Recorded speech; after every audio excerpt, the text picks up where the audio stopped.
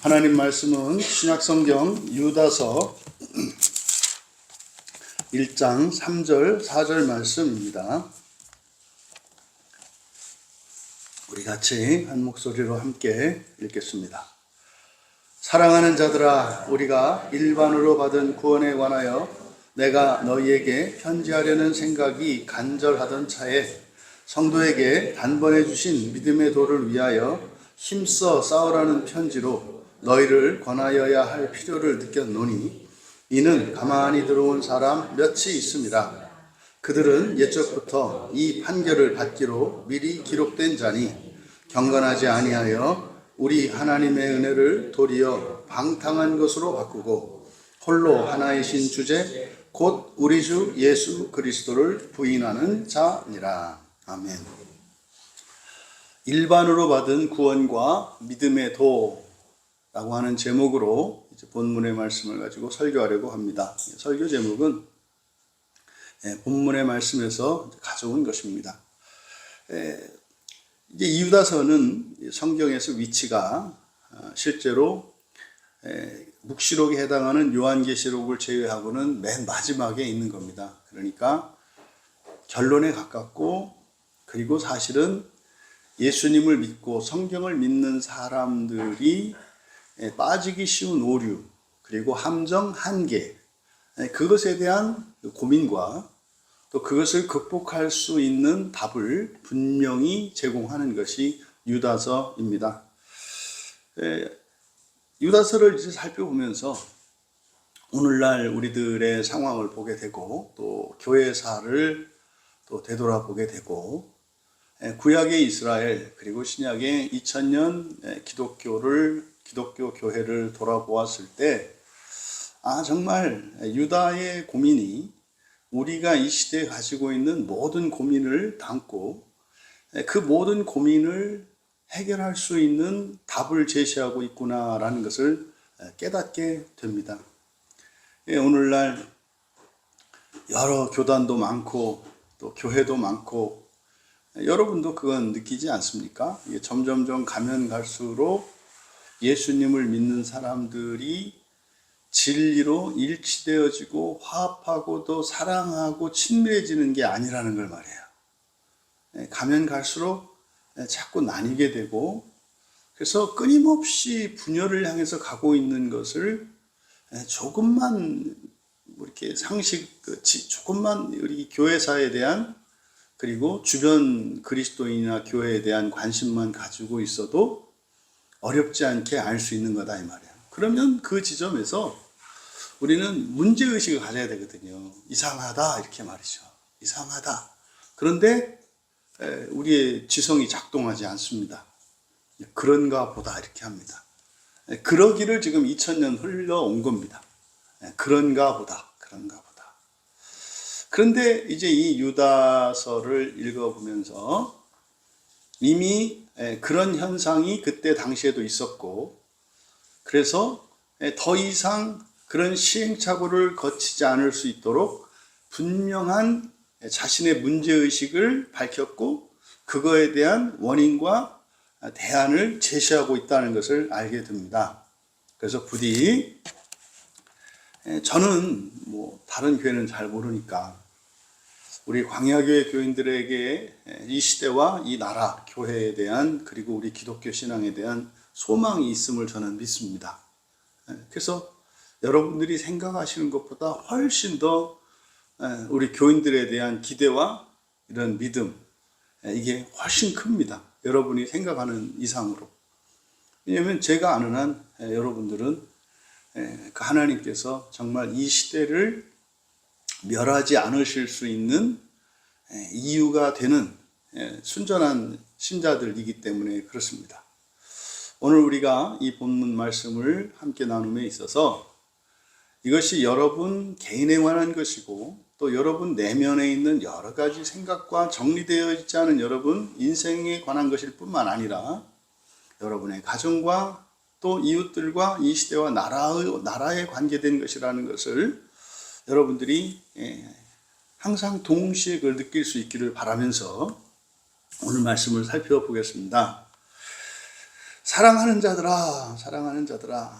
이제 이 성경에서 사랑하는 자들아라고 이렇게 번역된 것은 사랑하시는 자들아 또는 사랑받는 자들아 이렇게 이해해야 된다 그랬습니다. 그래서 이렇게 사랑하시는 자들아 또는 사랑받는 자들아, 이 말은 단지 편지를 쓰고 있는 저자가 수신자들에 대한 마음을 고백하는 게 아닙니다. 내가 너희를 사랑한다 이게 아니고요. 이 편지가 하나님의 말씀이잖아요. 그래서 이 편지 속에 하나님이 함께 하고 계심을 상기시키는 거예요. 쓰는 나도, 읽는 너희도, 이 편지를 쓴 나, 그리고 이 편지를 읽는 너희, 다 우리는 뭐한 사람들이다? 하나님으로부터 사랑을 받는 자들이다. 그러니까 하나님이 사랑하시는 자들이다. 이것이 모든 그리스도인들의 공동체성입니다. 이 공동체적 정체성이 우리는 하나님이 사랑하시는 자들이라고 하는 이것이 그리스도인이 가져야 할 첫 번째 정체성이에요. 그러니까 어느 누구도 다른 어떤 신자를 우습게 알거나 정죄하거나 판단하거나 절망할 수 없는 거예요. 왜요? 하나님이 사랑하신다는 것은 하나님이 믿으시고 소망하시고 사랑한다는 얘기거든요. 하나님이 믿는 사람을, 하나님이 믿으시는 사람을 내가 못 믿겠다고 하는 게 말이 됩니까? 하나님이 기대하시는 사람을 기대할 가치도 없다고 말하는 게 맞습니까? 하나님이 사랑하시는 그 사람을 감히 우리가 미워해도 괜찮습니까? 이걸 우리의 현실로 가져와 보라니까요. 어떤 막강한 힘과 권력과 재력을 가지고 있는 사람이 굉장히 아끼는 사람인 것을 다 알아요. 온 세상이. 그 사람에게 여러분이 해를 끼치거나 그 사람을 모욕하거나 그 사람을 무시할 수 있느냐 말이에요. 없잖아요. 그러니까 지금 성경에서 우리말 성경에 사랑하는 자들아 라고 하는 이 말은 대전제예요. 내가 편지를 쓰는 것도 내가 하나님의 사랑을 받기 때문이고 하나님의 사랑하시는 그 마음으로 편지를 쓰고 있고 또 너희들이 하나님이 사랑하시는 자들이기 때문에 내가 이 편지를 너희에게 전해주면 너희들이 이 편지를 그대로 받아들이고 여기에 있는 진리로 말미암아 너희들의 본성이 변하고 삶이 변하고 거룩하게 될 것을 믿기 때문이고 이게 있는 거예요. 그러니까 편지를 받는 너희도 어떻게 해요? 편지를 쓴 내가 누구다? 하나님이 사랑하시는 자, 하나님의 사랑을 받는 자, 하나님의 마음으로 전한다는 거예요. 여기에는 자신을 과시하기 위해 한 게 아닙니다. 하나님이 나의 백이다 이런 게 아니죠. 여기에는 인간적인 연약함이 있는 거예요. 오히려 내가 하나님의 사도다, 내가 하나님의 형제다, 내가 하나님의 자녀다 라고 하는 것은 하나님을 등에 업는 호가호위하는 내 말 들어 나는 절대 진리야 하는 이런 교만하고 이렇게 강압적인 태도가 아니라 자신은 낮추는 겁니다. 나에게 많은 실수도 있을 것이고 허점도 있을 거고 약한 거 있을 거고 너희들 중에는 나보다 100배나 더 훌륭한 사람도 있을 거고 뛰어난 것도 있을 거야. 그런데 이것은 하나님의 말씀을 전하는 것뿐이지 나와는 사실은 아무런 상관도 없다. 다만 상관이 있다면 하나님이 나를 사랑하셔서 감당할 수 없는 이 부담스러운 사명을 감당케 하셔서 이 자리에 있는 것뿐이다. 이거는 편지를 쓰는 사도나 예수님의 형제인 유다나 설교를 하는 저 같은 목사들의 마음과 하나도 다르지 않습니다. 그래서 저희들이 설교를 하면서도 내가 진리다, 나만 옳다 이렇게 말할 수가 없는 거예요. 그런 태도를 취하는 것은 이제 하나님을 등에 업고 하나님을 내 권력으로 삼는 거죠. 이거는 1500년 로마 캐톨릭 교회로 충분하다. 로마 캐톨릭 교회 충분하다. 교인들 위해서 군림하며 그들을 이렇게 지배하려고 했던 1500년의 로마 교회로 그건 충분해요. 그런데 안타까운 것은 종교개혁 이후에 그것이 잘못된 것을 깨닫고 교회를 그리고 우리의 신학을 그리고 우리의 신앙관을 우리의 인생관을 완전히 전면적으로 새롭게 해야 된다고 하는 것을 깨닫고 그걸 주창하고 나온 개신교 교회들이 로마 가톨릭 교회를 따라서 가고 있는 걸 봐요. 죄송합니다만은 여러분, 이 세상에 완전한 자 아무도 하나도 없고요. 어떤 자리에 있는 사람이라고 해서 또 그 사람의 지시를 받는 아랫사람들이 그 사람보다 못하거나 모자라거나 그런 거 아니라는 거 다 아시지 않습니까? 당연한 거예요. 그리고 그럴 필요도 없고요. 세상에서는 이런저런 자격과 실력을 갖추어서 사람들이 무시할 수 없도록 스스로 자기의 권위를 지키는 노력이 필요하겠습니다만은 교회 안에서는 그럴 필요가 없어요. 우리에게 더 필요한 거는 능력이 아니에요. 무슨 권능을 받고 이런 게 아니에요. 우리에게 필요한 것은 뭡니까? 우리를 낮추고, 그리고 자꾸 우리가 무엇을 하려고 하는 게 아니라 저쪽으로 하나님께 의지하고 오히려 우리의 자격 없음과 힘 없음을 인정하고 정직하게 가는 거예요.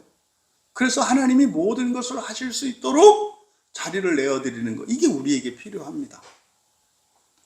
종종 하나님이 하시는 것보다, 또 하나님에 대한 믿음보다 우리의 열심이 지나치면 우리 마음속에 걱정, 근심이 확 들어오는 거예요.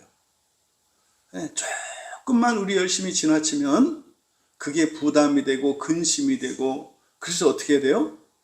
화가 끓어오르고 여러분들에게 분노를 일으키게 하는 거예요. 그래서 이런 분노에 이렇게 인격적인 그 내밀한 원인이나 이런 어떤 메커니즘은 별개로 하고, 우리들이 일상에서 분노하고 두려워하고 심각할 정도로 두려워하고 일상이 깨어지고, 이것의 아주 근본적인 원인은 뭐다?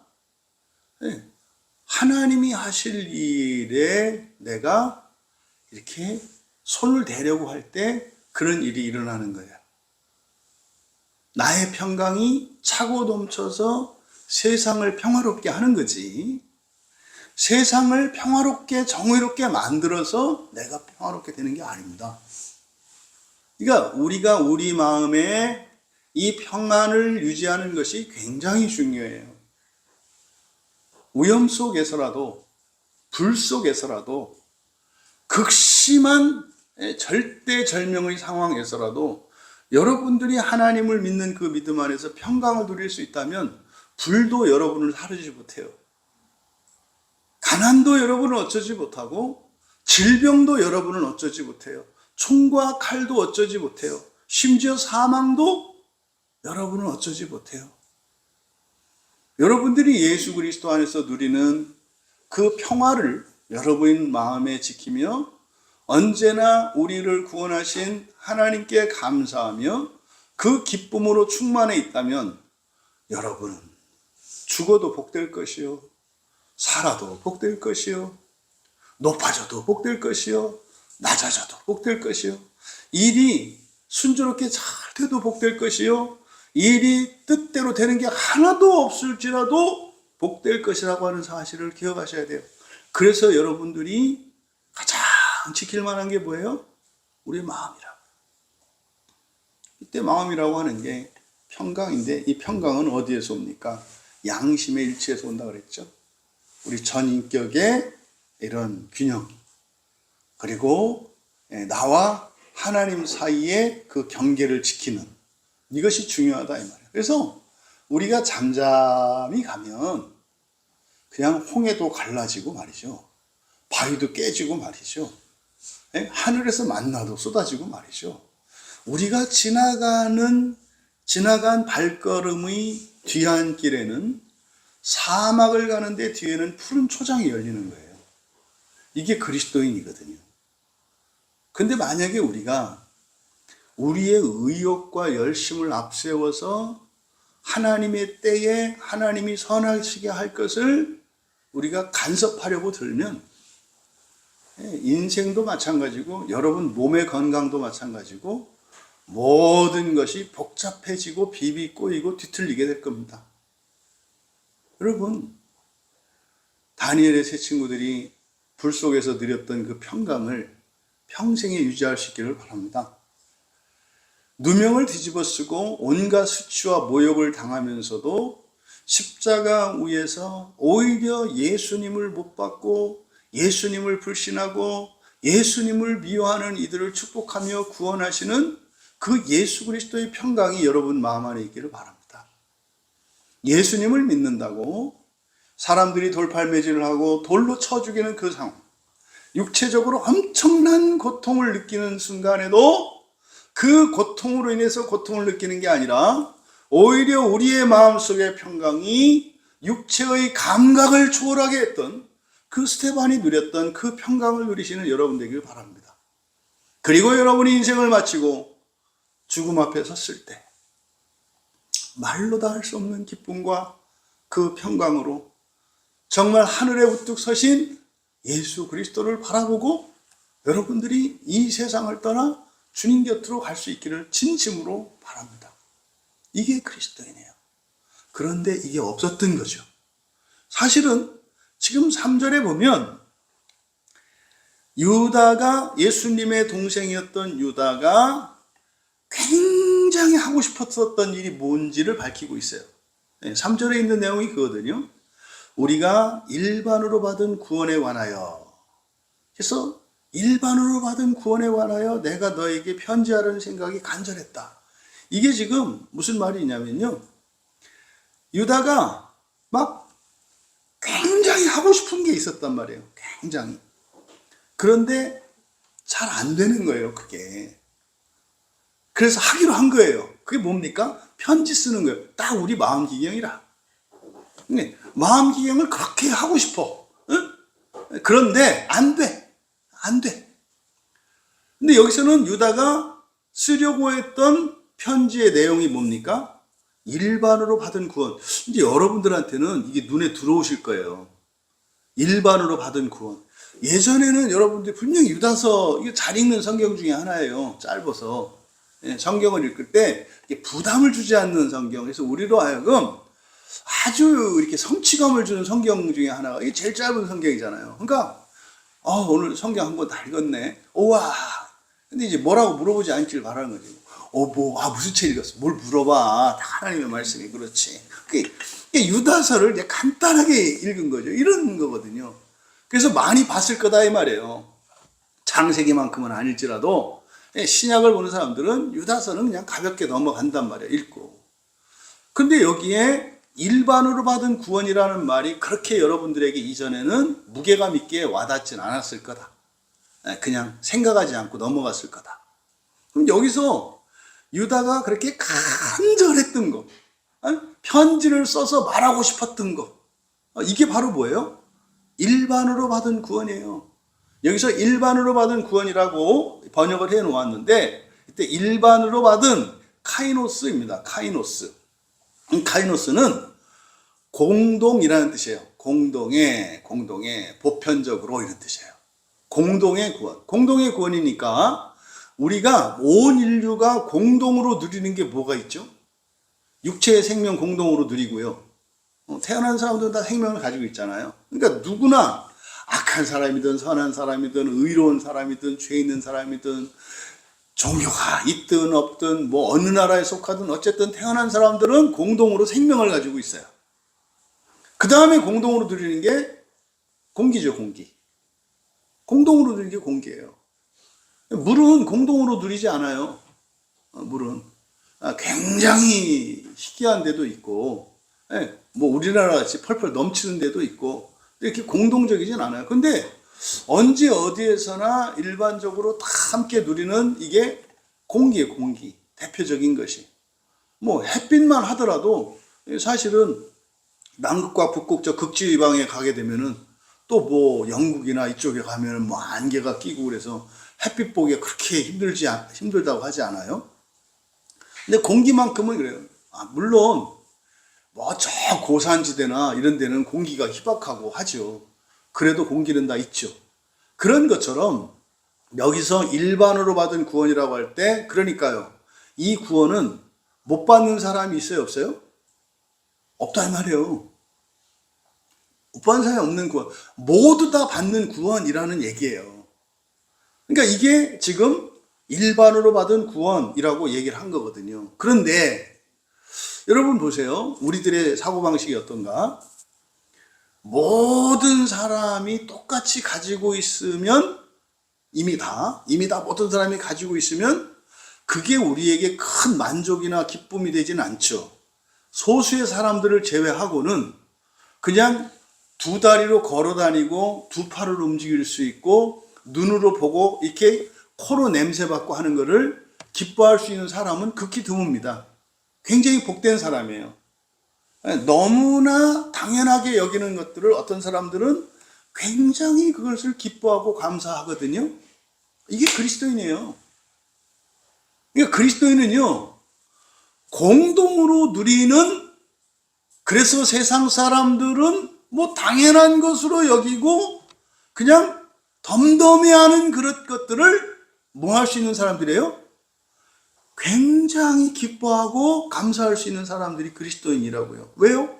지금 유다가 원래 편지를 쓰려고 했던 게 바로 이거였다니까요. 일반으로 받은 구원. 이게 너무 기쁘고 감사하고 영광스러워서 이거에 대해서 편지를 쓰지 않을 수 없었다. 이게 전도거든요. 전도가 이렇게 되는 거예요. 말하지 않을 수 없는 거. 너무 좋아서. 종종 말씀드리지 않아요? 어제도 우리 동네 밑에 가니까 어떤 이제 대형 슈퍼마켓이 오픈을 했던데 그냥 팍팍팍 하더라고요. 왜요? 첫날 이렇게 개업하는 날 이렇게 50%, 70% 이렇게 세일하고 하지 않습니까? 아니, 그러면 전화 한다니까요. 여기 오늘 오픈했어. 여기 개장 세일 70%래. 그거 얘기하지 않아요?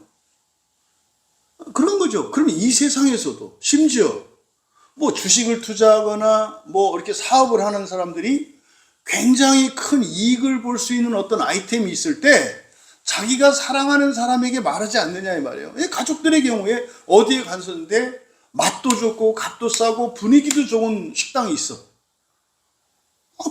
딱 그런 거 먹으면은요, 딱 떠오르는 게 가족이잖아요. 우리 가족들 데리고 가야 되겠다. 우리 지체들. 이 생각이 딱 나는 거거든요. 그럼 여러분, 공동으로 받는 구원이라는 것이 그렇게 좋은 것으로 여겨지는 사람들, 이 사람들이 일상생활에서 전도하는 사람들이에요. 그러니까 말하지 않는 거는요, 성경이 어떻고 이런 게 아니라요, 그게 좋은지 뭔지 모르겠는 거예요. 그냥 매일 먹기는 먹고 착실하게 하루 세 끼 건너뛰지 않고 시간 맞춰서 먹긴 먹는데 누구한테 와서 한번 같이 먹어보자고 얘기할 만한 건 아니지. 한 번도 누구를 데려온 적이 없어. 그런데요, 지금 유다는 일반으로 받은 구원이라고 하는 이것이 뭡니까? 얘기하지 않을 수 없는 거라고 말하고 있어요. 그러니까 지금 이것을 쓰려고 막 쓰고 싶고 써야 되겠고 막 이러던 차에 우리말 성경에 뭐라 했습니까? 편지하려던 생각이 간절하던 차에 이렇게 번역했잖아요. 여기가 생각만 그런 게 아니고요. 여기서 생각이 간절하다 이렇게 번역되어 있는데 여기에 사용된 단어가 스푸데라는 말이에요. 스푸데라는 말이 이게 열심이거든요. 성실함, 근면함, 노력 이런 뜻이거든요. 스푸데가. 그러니까 어떤 일을 할 때 막 적극적으로 막 달려들어서 하는 사람이 있고 그냥 마지못해서 그냥 이렇게 흉내내면서 하는 사람들이 있잖아요. 이게 적극적으로 앞장서서 아주 땀을 흘리면서 막 하는 요거를 스푸데라고 한다 이 말이에요.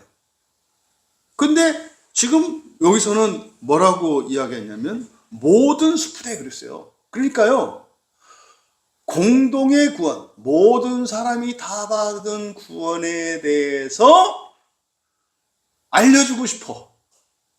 근데 얼마만큼 그걸 알려주고 싶을 마음이 어느 정도요?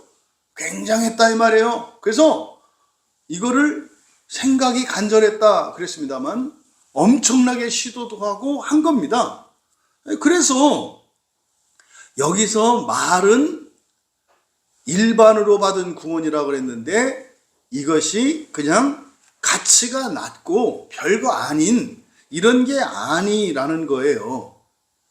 이게 그만큼 뭐한가라는 거예요? 막 전해주고 싶고 말하지 않을 수 없게 하는 그런 거라는 거예요. 근데 사람들이 몰라. 그래서 그거를 얘기하고 싶었다 이 말이에요. 그거를. 그래서 모든 노력을 하던 차에 그러니까 편지지 꺼냈다가 쓰려고 했다가 안 써지고 언제는 잉크 같고 언제는 펜대가 부러지고 언제는 생각이 안 나고 그러기를 하세월을 지금 한 거예요. 근데 이거 편지를 쓰긴 써야 되는데 그렇게 끙끙 매던 차에 이제 편지를 쓰려고 책상에 딱 앉았어요. 지금. 근데 쓰려고 그러니까 편지 이 글이라고 하는 게 서두가 이 앞뒤가 있잖아요. 그래서 편지를 쓰려면 생각을 해야 되잖아요. 뭐 어떤 말로 시작을 해서 어떤 내용들을 써야 될지. 그래서 이제 막상 일반으로 받은 구원, 그 공동의 구원, 모든 사람이 받는 그 구원에 대해서 이제 막상 글을 쓰려고 막 고민하고 생각하다 보니까 생각이 바뀌었어요. 거기서 어떤 깨달음을 딱 얻은 거예요. 이게 아니구나. 이거를 쓸 게 아니구나. 이걸 썼을 때 못 알아듣겠네. 그래서 생각이 변했다는 거예요. 여기 이제 간절하던 차에 뒤에 바뀐 내용이 뭐예요? 성도에게 단번에 주신 믿음의 도를 위하여 힘써 싸우라는 편지로 생각이 바뀌었어요. 원래 쓰려고 했던 것은 일반으로 받는 구원, 공동의 구원이에요. 근데 그걸 쓰려고 엄청 노력했는데 안 됐어요. 이렇게 저렇게 했는데도 편지를 쓸 수가 없었어요. 근데 오늘 드디어 이제 그걸 쓸 수 있게 돼서 책상에 앉아서 이제 씁니다. 그래서 이제 뭐 생각도 하고 구상도 하고 막 이렇게 했단 말이에요. 근데 순간적으로 번쩍한 거예요. 이게 아니네. 이걸 쓸 게 아니라 이걸 써야 되겠네. 바뀐 거예요, 주제가. 그 주제가 뭡니까? 성도에게 단번에 주신 믿음의 도예요. 지금 우리말 성경 위하여 지우세요. 위하여는 지우시고요. 여기서 바로 앞에서 이야기한 일반으로 받은 구원, 그리고 이제 새롭게 써야 되겠다고 새로운 주제로 부각한 성도에게 단번에 주신 믿음. 이제 이게 뭐냐 이 말이죠. 근데 앞에서 일반으로 받은 구원이라는 것은 공동의 구원입니다. 누리지 못하는 사람이 없는 구원입니다. 이렇게 말씀을 드렸잖아요. 이게요, 성경에 많이 있잖아요. 성경 구절. 누구든지 그냥 주의 이름을 부르는 자는 구원을 받으리라. 그죠? 예수의 이름을 믿으면 생명을 얻으리라. 그거예요. 그런데 에베소서 2장 8절에서는 이걸 뭐라고 그러냐면 은혜로 받는 구원이라고 한단 말이에요. 은혜로 구원을 받았다. 이렇게 얘기한다고요. 그러니까요, 성경에 구원과 관련했을 때 하나님의 은혜로 값없이 거저 받고자 하면 다 받을 수 있는 구원이 제시되어 있어요, 성경에. 그러니까 이걸 뭐라 그래요? 일반으로 받는 구원이라고 우리말 성경에 번역된 거다. 이게 누구나 다. 심지어는 이 일반으로 받는 구원에는 여러분 한 분이 예수를 믿어서 여러분 한 분의 조상과 가족 가문과 후손들까지 일반으로 받는다니까요. 이게 일반으로 받는 구원 안에 포함되어 있는 거예요. 근데 이게 그래서 내 공로다 이렇게 할 수 없다고. 왜? 이거 그냥 은혜고, 누구든지 그냥 한 사람만 주워가. 그러면 너를 통해서 너희 가문 모두가 그걸 받게 돼. 이거 내가 했으니까. 아니요. 우리의 공로나 이렇게 할 수 없다 이 말이에요. 이게 일반으로 받는 구원이에요. 놀랍잖아요. 그래서 이걸 쓰려고 했다는 거죠. 그런데 여러분, 그 일반으로 받는 구원에 대해서 편지를 쓰려고 하다가 보니까 이제 사람들이 이 편지를 읽었을 때 내 마음이 전달되지 않을 것 같은 거예요. 이게 뭔 말인지 못 알아들을 것 같다 이 말이에요. 그러니까 왜 그랬을까? 여러분, 창세기 1장, 2장, 3장을 어떻게 보느냐가 성경을 열고 들어가느냐 들어가지 못하느냐를 결정해요. 창세기 1장, 2장, 3장이 그렇게 중요해요. 창세기 1장과 2장과 3장을 어떻게 해석하는지 보면 1장, 2장, 3장 있고 나머지는 그냥 금고 속에 넣어놓고 열쇠로 잠근 사람인지, 아니면 1장, 2장, 3장을 열쇠로 삼아서 성경을 열고 성경 속으로 들어가는 사람인지를 알 수 있다 이 말이에요. 그래서 1장, 2장, 3장에서 가장 중요한 게 뭐냐면 창조는 첫 창조와 새 창조로 구성되어 있다는 것을 아는 일이에요. 이걸 모르면 성경을 해석할 수가 없어요. 그래서 창세기 1장은 창조의 완성기사가 아니라 무엇의 기사다? 첫 창조의 완성기사다. 첫 창조의 완성기사다. 그러면 첫 창조가 완성되었다고 하는 것은 하나님의 창조의 계획이 완성된 걸 의미하느냐? 아니에요. 창세기 1장의 창조기사에서 아직 완성되지 않은 미완성인 창조가 있어요. 그게 뭐예요? 사람이에요. 사람은 한 번의 창조로 완성되는 게 아니다 이 말이에요. 그래서 창세기 2장은 창세기 1장에서 완성되지 않은 그 사람에 대한 창조에 대한 기사를 담고 있는 게 창세기 2장이에요. 어떤 목사님이 창세기 1장과 2장은 같은 내용인데 다른 관점에서 반복하는 거다. 그분은 그냥 지금 아마존 정글에서 헤매고 있는 분이에요. 자기 살 길도 모르는 분이다 이 말이에요. 아직 하늘로 오르는 사닥다리를 보여줘도 볼 수 없는 분이라는 뜻이에요. 이런 분들을 여러분의 목자로 삼고 따라다니시면 아주 스펙타클한 인생을 사실 거예요. 밀림을 헤치고 다니니 얼마나 스펙타클하겠어. 네? 막 그냥 어마어마한, 뭐 뱀도 볼 것이요, 뭐 온갖 짐승들과 독초, 또 언제는 또 막 독에 감염돼 가지고 그냥 몸이 새파랗지고 뭐 벌벌벌벌 떠는 일도 생길 것이고, 언제는 죽을 뻔했다 살아나는 일도 생길 거고, 아주 역동적인 삶을 사실 거예요. 그런 삶을 살지 않기를 바랍니다. 우리 광야교회 교인들은 제가 단언할 수 있어요. 제가 여러분들을 밀림 속으로 끌고 들어가는 사람은 아니에요. 광야로 가는 사람이지. 그래서 교회 이름이 광야교회 아닙니까? 우리는 밀림을 그렇게 헤매고 다닐 일이 없어요. 우리는 어떻게 해요? 그냥 성령께서 주시는 대로 앉으라면 앉고, 서라면 서고, 가라면 가고, 기다리라면 기다리고, 이게 뭐예요? 이게 성경 말씀만 따라서 가면 되는 거예요. 그러니까 위험은 없어요. 위험해 보이지, 광야에 있으니까. 근데요, 아무 말할 게 없어요. 밤에는 불기둥으로 보일러 틀어주죠. 낮에는 구름으로, 클라우드 에어컨으로 쫙 틀어주죠. 또 때 되면은 여러분 설거지도 안 해도 돼요. 만나러 주셔도 다 사라지잖아. 그러니까 대변도 안 봤던 것 같아. 대변도 안 봤던 것 같아. 그런 생각은 지금 처음 해보는데, 만나를 먹고 반석에 서진 물을 마시면서 살았으니 화장실도 필요 없었을 것 같아. 그냥. 그러니까 뭐예요? 그냥 찌꺼기가 없는, 배설할 필요가 없는 완전한 음식, 이게 만나가 아니었을까요? 그러니까 먹고 그냥 우리 몸에 생명이 되는 뭐 이런 거, 그런 거였을 것 같아요. 그러니까 안전하단 말이에요. 안전하단 말이에요.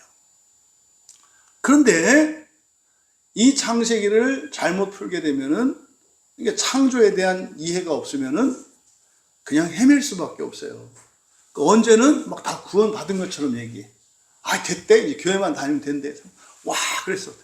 언제는 또 막 잡아들고 주리를 틀어, 언제는. 오늘을 보니까 난 구원 안 받은 것 같고, 막. 그러니까 냉탕에 들어갔다가 온탕에 들어갔다가 막. 그러니까, 아유, 그래. 이게 건강에는 좋대. 그래서 계속 냉탕, 온탕 하는데, 아유, 여러분. 한계가 와요. 한계가 와요. 이게 지금 바로 이 부분이에요. 유다가 처음에 쓰려고 했던 주제에서 다른 주제로 바뀐 게 바로 이 문제점을 인식을 한 거예요. 이거는 자기 자신에 대한 생각이기도 하겠고, 다른 교인들에 대한 생각이기도 하겠고, 나도 참 그랬었지. 유다가 누굽니까? 절대로 예수를 그리스도라 믿지 않았던 사람이에요. 예수는 누구예요? 우리 형이에요, 그냥. 우리 맏형이었을 뿐이라고요. 아니, 어려서부터 계속 다 컸는데 뭘. 그런데 나중에는 나이 30 되고 나서부터는 형이 좀 이상해지기 시작하잖아요. 그때부터는. 약간 이제 광자가 붙어가지고, 그다음부터는 이제 막 형 어디 있는지 수소문해서 막 데리러 가는 그런 삶을 살았던 사람이에요. 그랬던 그가 예수님이 죽으시고 살아나시고 아마 승천하신 이후에 사시고 40일을 사셨잖아요. 우리 집사님 그때 질문했잖아요. 그날도 아침에 해서 저녁 때까지 이렇게 그래서 그 시간에 낮에 어디 가서 뭐 하셨을까? 그러니까 누가복음에 보니까 엠마오로 가는 두 제자를 찾아갔더라고. 엠마오로 가는 두 제자. 그 낮에 갔더라고. 시간대를 보니까 그래서 저녁 때 됐을 때 예수님이 뿅 하고 사라지거든요. 엠마오로 갔더니. 그리고 그때 예수님이 어디 온 거예요? 거기 온 거였더라고. 그러니까요, 우리가 몰라서 그렇지, 이게 다 시간대가 이렇게 나와 있단 말이에요. 그러니까, 아침에 살아나셨고, 거기서 마리아 만나셨고, 그래서 한번 베드로하고 요한이 있을 때 그 집에 한번 보여주셨고, 나갔잖아요. 그래서 지금 막 엠마오로 막 가고 있는 제자를 예수님 보시고 막 쫓아가신 거지. 그래서 그들을 만나서 같이 길 가면서 얘기하시고 이렇게 하다가 그들의 마음이 열렸고, 그래서 이제 밥 먹으려고 할 때 이렇게 갑자기 확 사라지거든요. 그때 밥 먹으려고 할 때 금방까지 있던 예수 뿅 하고 사라졌어요. 그때 뿅 하고 사라져서 어디로 들어온 거예요? 그 집 안으로 뿅 하고 들어온 거예요. 이게 순간이동. 성경이 그렇더라고 보니까. 이 말씀 드리는 이유는 그때 예수님의 형제들과 자매들을 찾아갔을까 안 찾아갔을까? 찾아간 거예요. 유다가 그때 예수님을 믿게 된 것으로 보여요. 그때. 왜냐하면 사도행전에 보면은 마가의 다락방에 와 있거든요. 마가의 다락방에 와 있다. 근데 와 있지만 아직은 부활신앙이나 이런 건 아니에요. 사도들도 마찬가지고. 왜? 그 뒤에 오순절 성령이 임하고 난 뒤에도 아직 부활신앙은 아니에요. 아직. 그러니까 유다의 자기의 신앙의 여정을 보니까 예수님의 형제로 살 때 절대로 믿지 않았고 이상하고 미쳤다고 생각할 정도였었는데 죽고 살아나신 다음에 예수님이 찾아온 거죠. 유다를. 성경에 기록되어 있지는 않아요. 찾아온 거예요. 분명히. 그때 이제 아마 엎드렸겠죠. 정말 형님이 주님이셨군요. 뭐 이렇게 했었던 것 같아요. 그렇게 해서 또 예수님이 또 가르쳐 주셨을 거 아니에요. 또 예수님의 영을 받았을 테고. 그러면 배웠던 구약 성경에 대한 이런 말씀들에 대한 영적인 의미들을 깨달았을 거고. 그러니까 유다가 어떻게 된 거예요? 이제 뭘인지 알겠는 거예요. 인생이 뭔지, 유대인으로 태어난 게 뭔지, 우리 형님 예수님이 그리스도인 게 바로 우리가 기다렸던 그 메시아였다고 하는 이것을 알고 나니까. 그러잖아요. 사람들 모르는데 나만 알면 말하고 싶지 않아요? 요 얘기가 지금 앞에 있었던 얘기고. 그래서 그거를 쓰고 싶었는데 막상 이제 쓰려고 하다 보니까 이제 이게 아니라 이거구나. 이게 이제 말씀드린 창조에 대한 얘기라고요. 그럼 여러분, 구약 성경의 시작인, 이때 유대인들도 다 구약 성경을 봤으니까 맨 처음의 시작인 구약 성경 안에 있는 1장과 2장에 대한 의미를 유다는 깨달았을 거예요. 아, 창조가 있고 새 창조가 있지. 이건 이제 분명히 아는 사실이에요. 그래서 사람들이 사실은 새 창조를 믿지 않아요. 새 창조를 믿지 않는다는 게 뭐죠? 부활을 믿지 않는다는 거예요. 예전에 우리 그 교회 집사님 한 분이 광야교회 와가지고 부활이 뭔지, 하나님 나라가 뭔지, 이거를 어쨌든 설교를 듣고 같이 성경 공부를 하면서 이제 확실히 믿게 됐어요. 부활이 이런 거구나. 그래가지고 자기 주변에 자기가 사랑하는 사람들, 존경하는 사람들한테 이거 알려주고 싶은 거예요, 막. 그래가지고 옛날 10대 소녀 때 열렬히 그 사모했던 어떤 가수 오빠가 생각이 나서. 왜냐면 그때 예수를 안 믿었거든. 그러니까 막 이런 건데 이게 지금 유다가 말한 그거예요. 일반으로 받은 구원에 관하여 말하고 싶은 막. 그래가지고 우리 그 집사님이 설교를 한 10편 넘게 들었을 거예요. 구원과 관련해서. 그거를 딱 정리했잖아요. 정리해가지고 편지를 써가지고 그림까지 그려갖고 지옥을 거치는 구원과 그때는 사실은 지옥을 거치는 것과 지옥을 거치지 않는 것 사이에 약간 영원한 멸망이 있었어. 그때까지는. 어쨌든 그 내용을 해서 부활이 사람이 신되는 거라는 거. 그 편지를 썼거든요. 제가 여러분 그 세계적으로 유명한 그런 가수나 이런 사람들이 그 팬레터를 얼마나 많이 받아요. 더더군다나 이렇게 두껍게 A4용지로 뭐 한 6-7장이었나? 뭐 이렇게 되는 거를 편지로 그거 읽겠냐고. 그러니까 제가 그랬어요. 어느 날 읽었다. 어쩌면 우리 교회 설교도 가끔 듣는 것 같다. 제가 그랬어요. 그 사람이 지금 유튜브 상에서 그 성경 가르치고 지금 그러고 있어요. 사람이 신이 되는 부활에 대해서 막 말하고 있고요. 저는 야, 효리자매가 큰일을 했다. 이 생각이 드는 거예요. 그래가지고 이제 이게 어쨌든 목사가 아닌데 그렇게 하는 건 또 이제 문제가 있기는 한데 어쨌든 일반으로 받은 구원이라고 하는 것이 이렇게 가슴 뛰게 하고 얘기할 수 있는 이게 핵심 부활이거든요. 그래서 말하려고 했는데 걸림돌이 있는 거예요.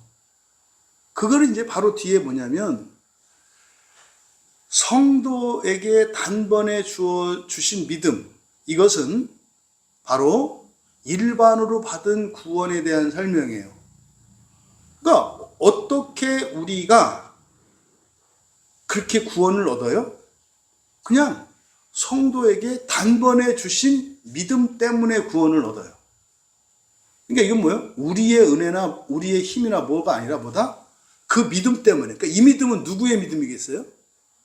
그렇죠. 하나님의 믿음이에요. 하나님의 믿음. 구체적으로는 예수님의 믿음. 그러니까 여기에 단번에라고 하는 이 합학스인데 그리스도께서 십자가에서 단번에 못 박히셨다. 단번에. 이때 합학스인데 한 번이라는 뜻인데요. 한 번이라는 뜻에 무엇까지 포함되어 있냐면 한 번에 모든 것을 다 맞추는 거예요. 합학스는. 그러니까 한 번 뒤에 두 번은 없어요. 왜? 한 번에 끝내니까. 이게 합학스거든요. 그래서 단번에 주셨다. 여기서 주다라고 이렇게 번역되어 있는 게, 근데 이게 파라디도미, 넘겨주는 거예요. 건네주는 거죠. 예수님의 영을 주시죠. 건네주시죠. 이걸 말해요. 그러니까 단번에 건네주신 뭐예요? 믿음의 도라고 이렇게 이제 번역을 해 놓았거든요. 근데 그냥 믿음이에요. 단번에 건네주신 믿음. 그러니까 이 믿음은 누구의 믿음이다? 예수님의 믿음이다 이 말이에요. 예수님의 믿음이 십자가에서 죽어주신 것 안에 예수님의 사랑도, 예수님의 소망도, 예수님의 믿음도 나타나는 거다. 십자가에서는 그냥 사랑만 나타나는 게 아니라, 그리고 하나님께 있어서 믿음과 소망과 사랑이라는 건 하나예요. 하나님이 한 분이신데 이 세상에서는 성부, 성자, 성령으로 우리에게 구분되듯이 사랑이라고 하는 것이 어떻게 해요? 믿음과 소망과 사랑으로 구분이 돼요. 근데 이 셋은 뭐예요? 하나예요, 하나. 그래서 사랑이라고 할 때는 우리가 근본 감정을 이야기할 때 표면 감정을 말하잖아요. 그러니까 네 가지 근본 감정이 있습니다만 전체가 그냥 하나예요, 하나. 근데 1층, 2층, 3층, 4층으로 있다 이 말이에요. 그래서 사랑할 때는 뭐겠어요?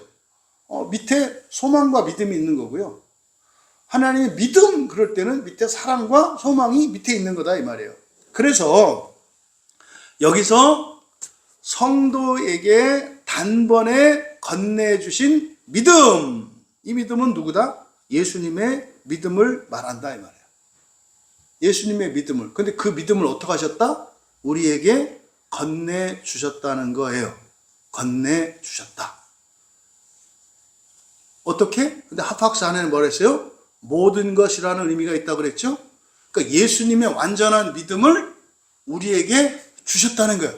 그러니까 여러분에게는, 그래서 믿음을 항상 얘기할 때는 뭐라 했어요? 완전한 하나님의 믿음과 그 안에 없는 것 같은 믿음, 이 그림을 가지고 있어야 한다. 그러니까 여러분들이 가지고 있는 믿음은 하나님의 믿음도 가지고 있고 여러분의 믿음도 가지고 있어요. 그러니까 일반으로 받는 이 구원은 어떤 누구의 믿음 때문에 받는 구원이에요? 하나님의 믿음 때문에 받는 구원이다 이 말이에요. 요 얘기를 지금 한 거예요. 그런데 뒤에 믿음의 도를 위하여 지으라고 그랬잖아요. 그러니까 이게 이제 완전히 잘못되는 거예요. 믿음의 도를 위하여 그러면은 앞에 일반으로 받은 구원과 믿음의 도를 위하여 하면 이 두 가지가 하나가 되어 서로 다른 게 돼요. 다른 게 되잖아요. 일반으로 받은 구원이 있어. 근데 목표로 삼는 또 다른 거 달라지잖아요. 그러니까 성도에게 단번에 주신 믿음이라고 하는 이게 사실은 우리가 받은 일반의 구원의 근거를 말하는 건데 이거를 서로 다른 거로 만들어 놨단 말이에요. 여기서 신앙이 그리스도인들에게 문제가 생기는 거예요. 이미 받은 구원, 하나님이 은혜로 주시는 구원은 우리의 영역이 아니죠.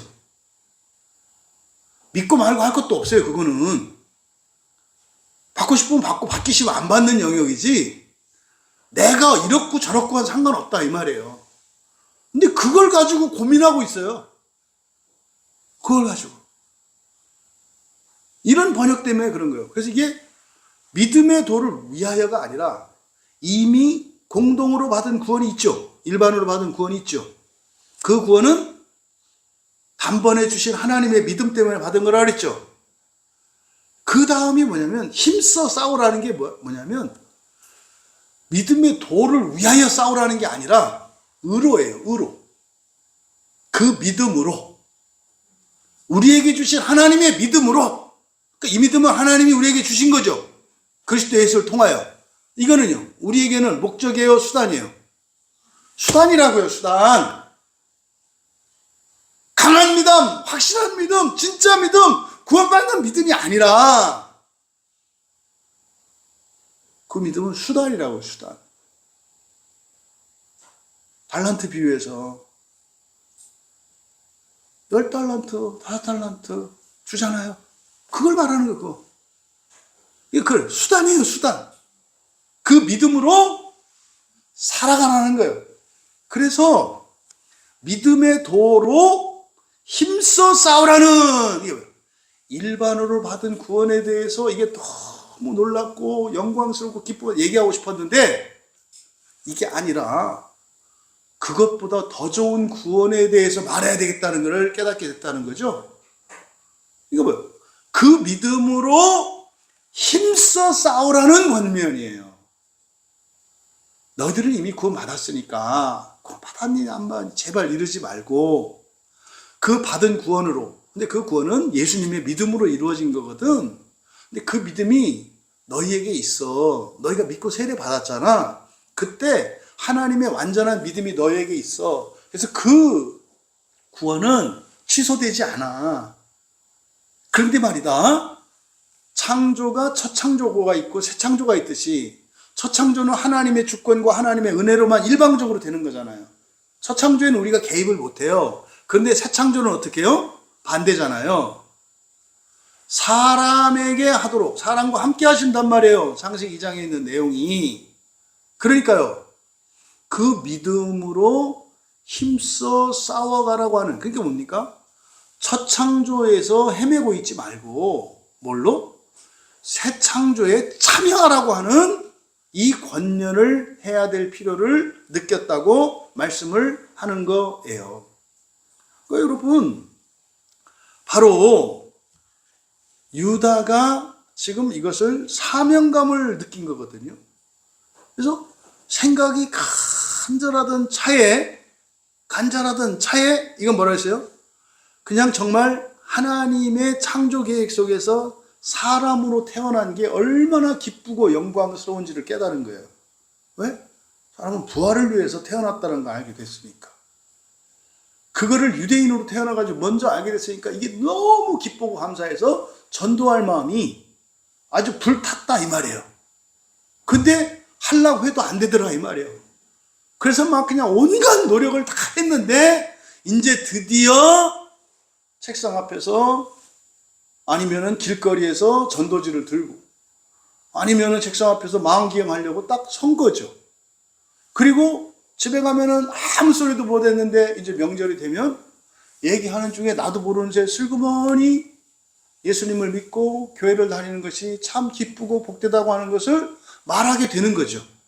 좋아 했는데 한번 얘기하고 나니까 하나도 어렵지도 않고 막 좋아라 하네? 요 장면을 말하는 거예요. 그런데 그때 어떻게 바뀌었냐면 필요를 느꼈다 그러죠. 그러니까 맨 처음 일반으로 받은 구원에 대해서는 엄청나게 모든 열심을 냈다는 거예요. 근데 안 됐었는데 마침 하게 됐다는 거예요. 그래서 하려고 보니까, 이건 전도라고 그랬어요. 하려고 보니까 또 전도하다 보니까 필요를 느꼈다 이렇게 번역을 했는데 이 필요는 아난케거든요. 이 아난케는 뭐냐면 강박이에요. 강박. 그냥 이렇게 필요 정도가 아니라 고통을 동반하는 거예요. 하지 않으면 죽을 것 같은 거. 여러분들이 제가 이제 그 임산부의 입덧이 뭔지를 제가 알아요. 이제 경험을 해봤거든요. 임산부의 입덧.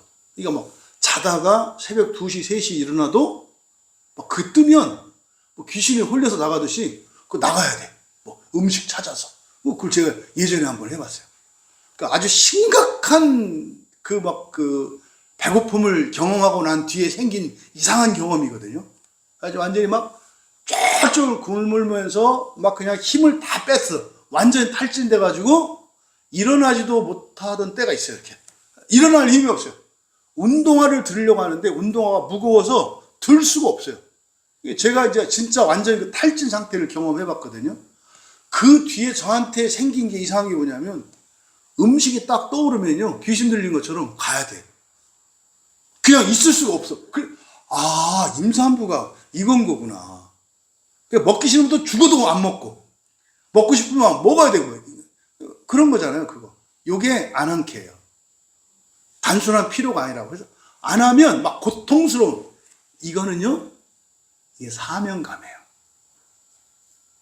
처음에는 은혜의 구원의 은혜에 대한, 다시 말해 사람이 부활하는 존재라고 하는 것을 알게 됐을 때 너무 기쁘고 좋아서 막 안 할 수 없는 그런 간절함이 있었던 거고, 그런데 막상 딱 하려고 하다 보니까 이게 뭐로 바뀐 거예요? 사명감으로. 사명감을 가지면 저같이 목사도 되고 이렇게 하는 거예요. 그러니까 뭐 없어. 안 할 수가 없어. 그럼 이제 저같이 이제 설교자, 이런 설교자가 되는 거예요. 성경을 말하지 않고는 견딜 수가 없어.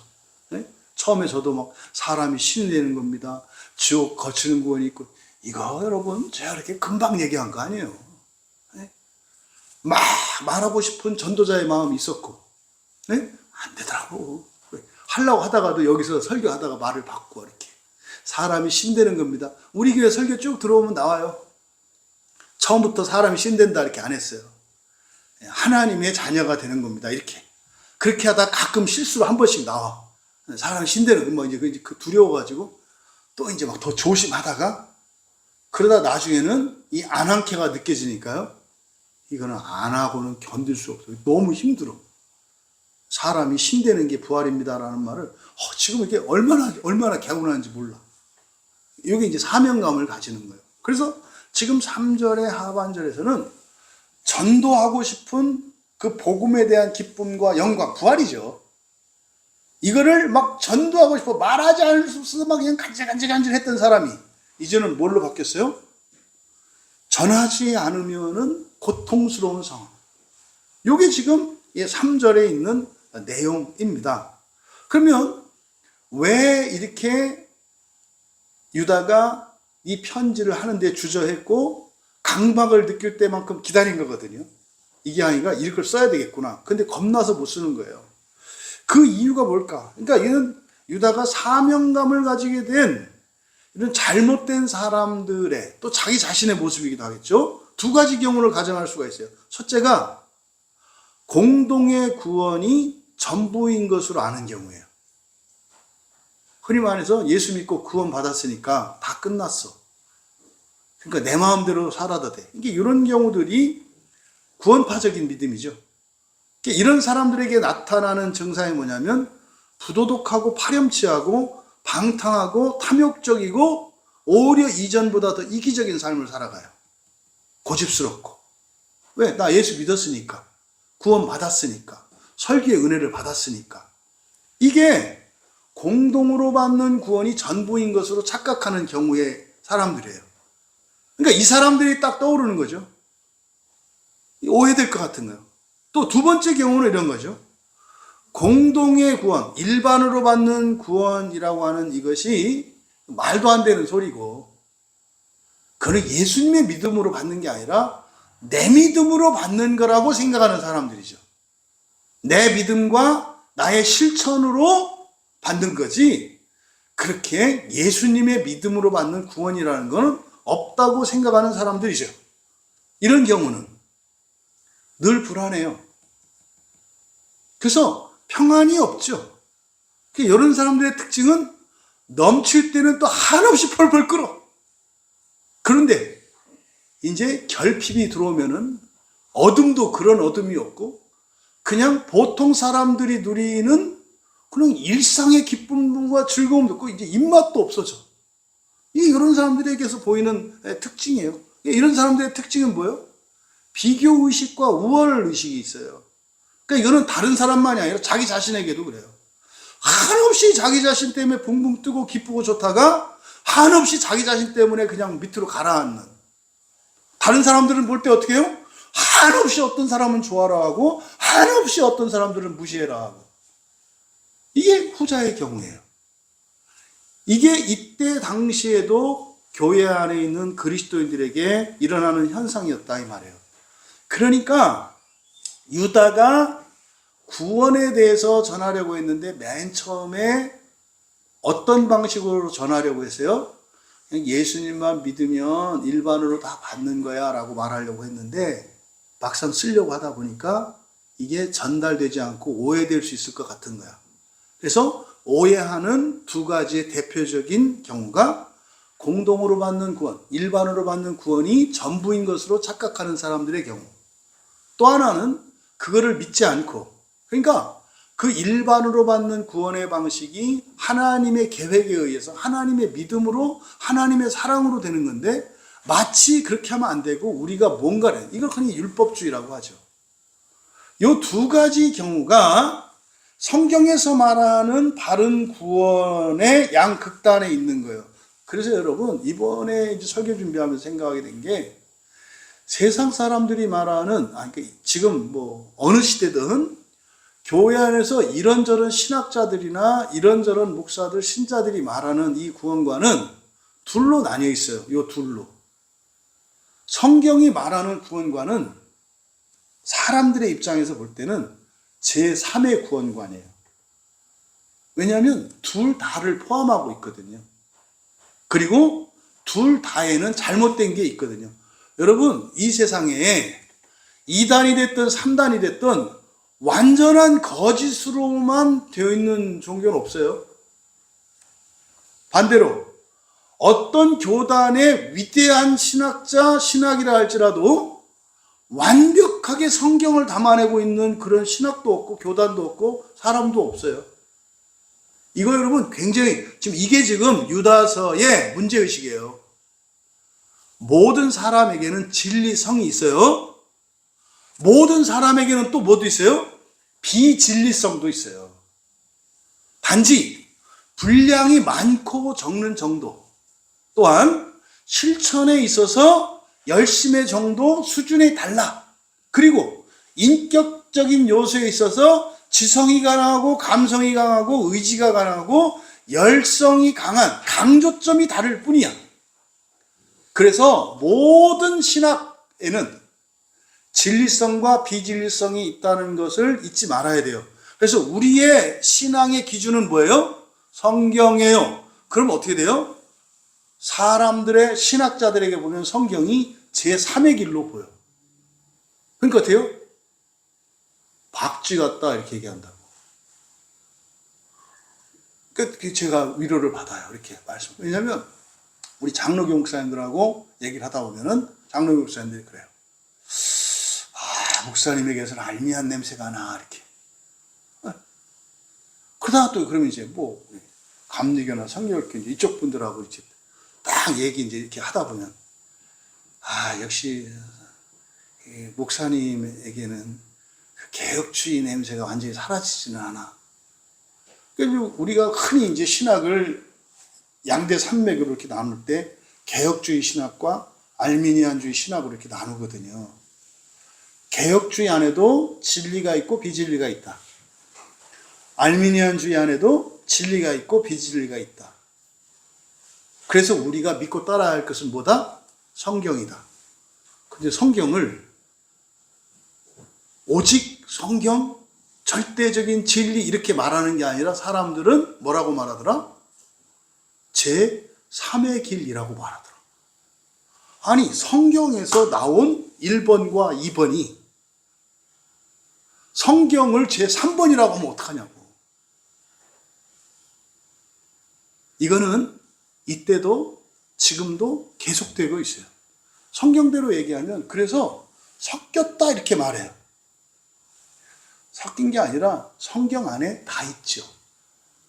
여러분, 성경 안에 다른 종교성은 없을까요? 다 있다니까요. 성경 안에 문화나 철학이나 과학, 기술, 의학 없을까요? 다 있다니까요. 모든 것은 성경에서 이렇게 나간 것들이에요. 성경 안에는 다 있어요. 그래서 저건 아니고 이것만, 이것 자체가 잘못된 신앙관이다 이 말이에요. 지금 유다서의 핵심이 바로 이 부분이에요. 이 부분. 그래서 일반으로 받은 구원에 대해서 말하지 않을 수 없었어. 너무 기쁘고 좋은 거라서. 왜? 그 내용이 뭡니까? 사람이 신되는 게 부활이고 구원이라는 걸 알았거든. 그래서 사람으로 태어난 게 너무나 기쁘고 영광스러웠고 실패하는 인생은 없다는 걸 알게 됐어.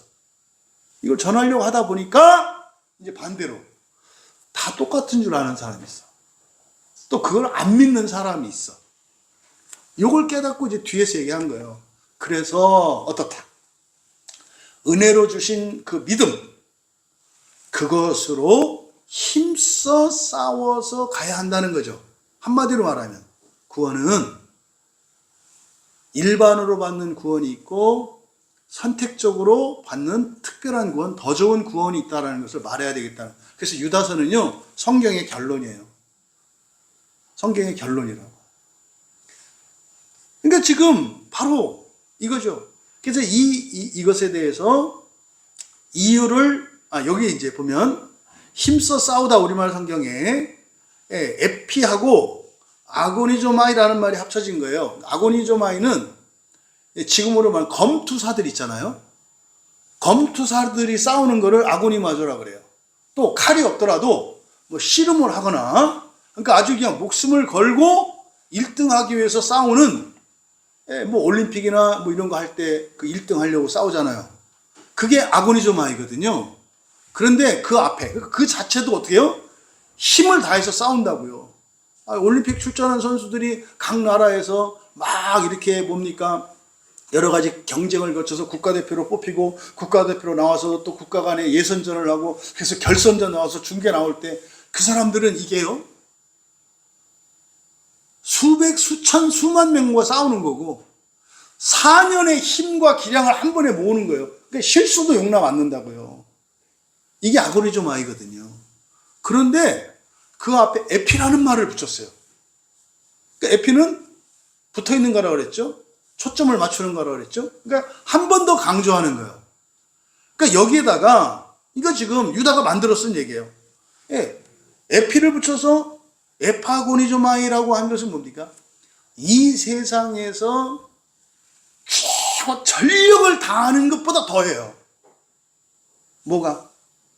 일반으로 받은 구원을 주신 하나님의 믿음으로 더 좋은 구원을 위해서 살아가는 것은 여러분들이 돈을 벌기 위해서 하는 것보다 더 열심을 내야 되고, 운동선수들이 올림픽 국가대표가 출전해서 싸우는 것보다 더 마음을 써야 되고, 에베레스트산 정복하는데 오르는 그 등반가보다 더 집중하고 더 힘을 내야 돼. 그래서 지상에 있는 어떤 것을 위해서 마음을 쓰고 힘을 쓰고 집중을 쓰고 최선을 다하는 것보다 더라고 말한 거예요.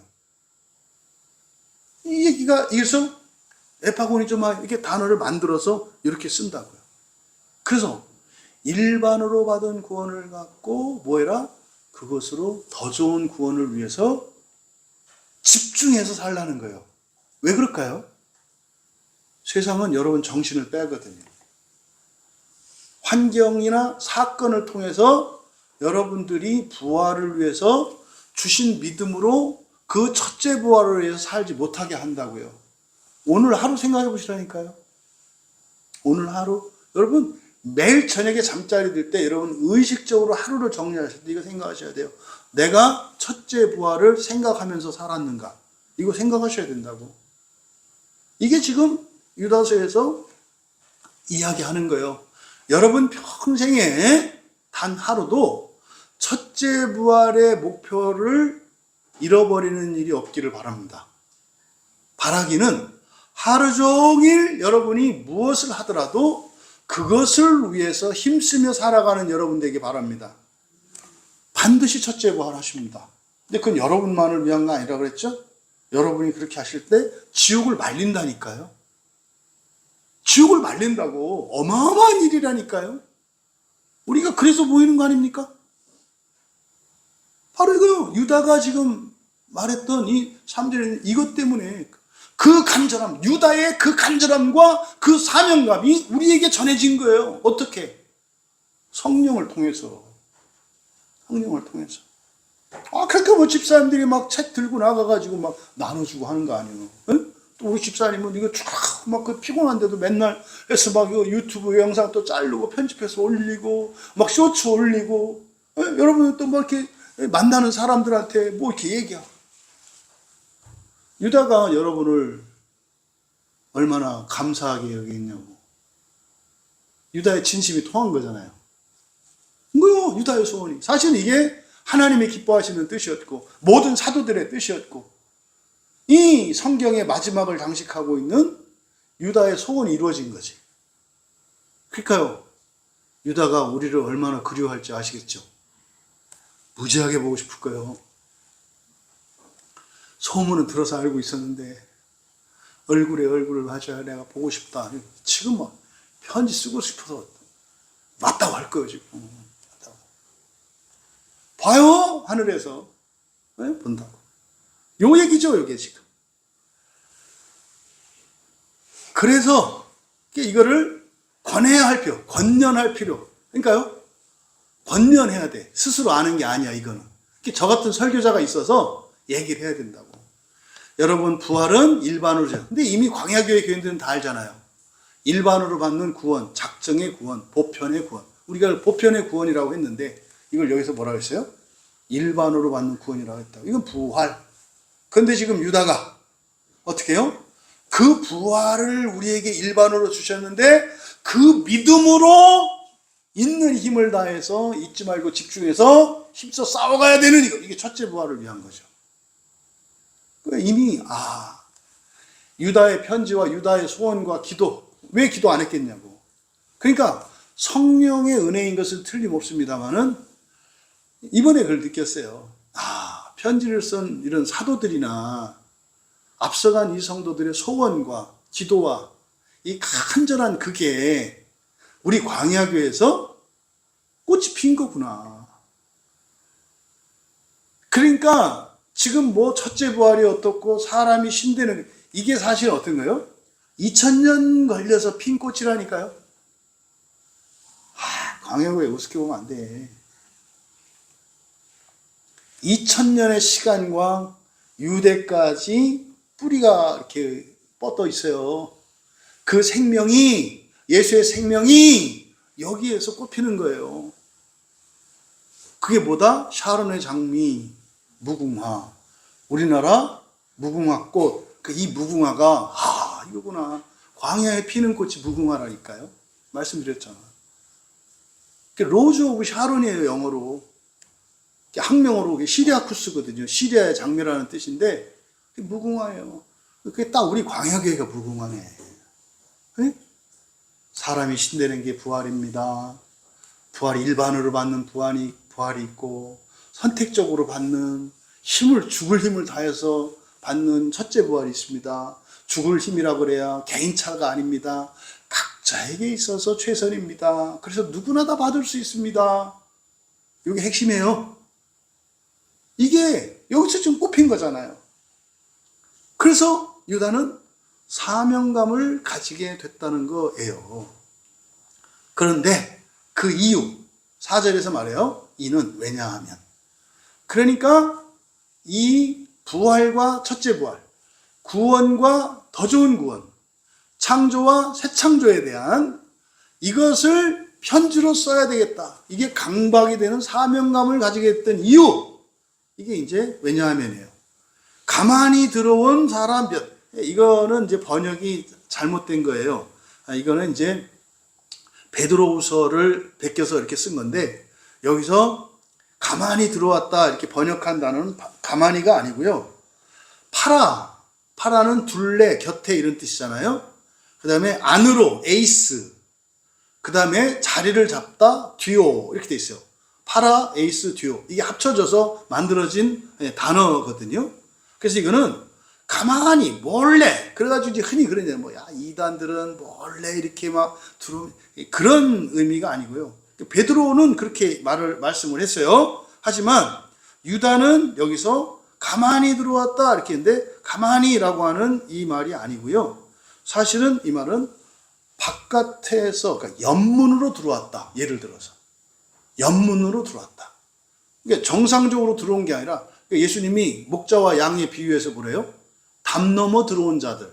그러니까 그 담 넘어 들어온 자들을 유다는 뭐라고 얘기한 거예요? 연문으로 들어왔다 이렇게 얘기를 하는 거예요. 근데 그 의미상으로는 뭡니까? 안에 있기는 있어. 근데 사실은 이 사람의 정체성은 어디 있어? 담장 밖에 있어. 마음은 바깥에 있는데 몸은 여기 있다 이 말이에요. 그래서 이거는 단순한 우리 중에 들어와 있는 신천 이단 이런 얘기가 아니라, 물론 거짓 교사들에 대한 이야기이긴 합니다만 우리는 어떻게 적용해야 돼요? 내 안에 있는 잘못된 세속성을 가리키는 말이다. 이렇게 우리는 적용을 해야 돼요. 누가 어디서 왔나? 이따위로 가면 안 된다 이 말이에요. 아까 그랬잖아요. 모든 사람에게는 진리성도 있고 비진리성도 있다. 누구는 조금 더 진리성이 많고 누구는 조금 더 비진리성이 많은 걸 갖다가 진짜 가짜 이렇게 말하는 잘못된 관행이 2000년 교회사에 있었다. 그러니까 교회 진전이 일어나지 않았다. 말씀드렸잖아요. 그러니까 유다가 이렇게 다급했던 이유, 그게 바로 뭐예요? 이렇게 교회 안에 우리말로 하자면 끼어 들어온, 이렇게 번역을 해야 돼요. 끼어 들어온 자들이죠. 그러니까 요 안에 있어. 앉는데, 여기 있는데 생각이 다르다 이 말이에요. 바라는 게 다르고 생각이 다르다 이 말이에요. 이게 이제 거짓 교사들이잖아요. 이런 거짓 교사들이 더 좋은 구원을 완전히 가리고 훼손했다는 거예요. 이게 예수님 당시에 서기관과 바리새인들한테 예수님이 뭐라고 그랬어요? 천국문을 걸어 잠그고 지옥으로 인도하는 자들이다, 이렇게 말씀하셨잖아요. 이걸 이제 거짓 교사라고 하고 거짓 선지자라고 한단 말이에요. 이게 요한계시록에 가서도 어떻게 해요? 이 사람들은 사탄과 운명을 같이 한다고요. 그러니까 바로 교회 안에 이런 사람들이 들어와 있기 때문에, 그러니까 뭐예요? 아까 앞에서 말씀드린 것처럼 그냥 교회 다니고 열심히 성실하게만 다니면 다 되는 것처럼, 그래서 자기 마음을 바꾸려고 하지도 않고 본성을 바꾸려고 하지 않고 생활 방식도 바꾸려고 하지 않고 인생관 가치관도 바꾸지 않고 그저 착하고 성실하면 되는 것처럼 생각하는 사람들. 또 한편으로는 우리 교회만큼은 만족이 안 돼가지고 또 그냥 온갖 설교 찾아다니고 온갖 세미나 찾아다니고 또 기도원 찾아다니고 하는 이런 사람들. 이걸 내가 바람기라고 그랬잖아요. 영적 바람기. 이런 사람들이 교회 안에 있다는 것이 이제 문제의식으로 딱 들어온 거죠. 그래서 지금 유다가 다급했던 거죠. 그래서 편지를 쓴 겁니다. 이제 이 사람들의 특징을 말해요.